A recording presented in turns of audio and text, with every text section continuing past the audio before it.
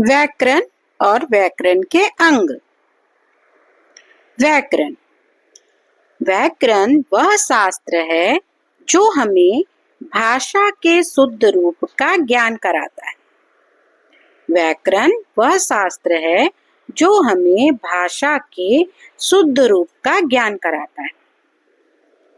प्रत्येक भाषा का अपना व्याकरण होता है। व्याकरण भाषा की नियमावली होती है।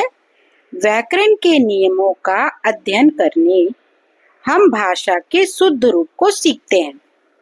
भाषा का अपना व्याकरण होता है और व्याकरण भाषा की नियमावली होती है। व्याकरण के नियमों का अध्ययन करके हम भाषा के शुद्ध रूप को सीखते हैं। व्याकरण के अंग। व्याकरण के 4 अंग होते हैं। पहला वर्ण विचार, दूसरा शब्द विचार, तीसरा पद विचार, चौथा वाक्य विचार। व्याकरण का पहला अंग है वर्ण विचार। वर्ण विचार इसके अंतर्गत वर्णों का आकार, भेद, उच्चारण और उनके मेल से शब्द निर्माण आदि का अध्ययन किया जाता है।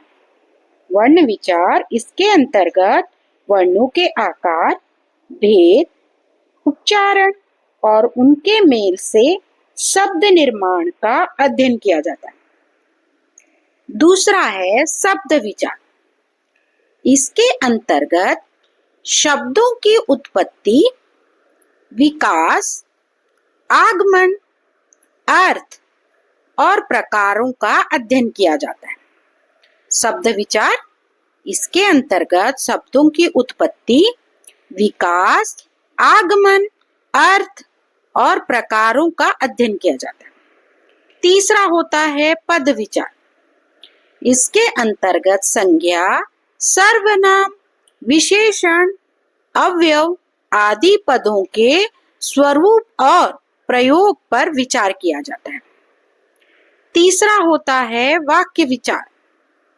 इसके अंतर्गत वाक्यों के निर्माण, वाक्यों के प्रकार, वाक्य विश्लेषण आदि का अध्ययन किया जाता है। यह है वाक्य विचार। व्याकरण के 4 अंग हमने पढ़ा: वर्ण विचार, शब्द विचार, पद विचार और वाक्य विचार।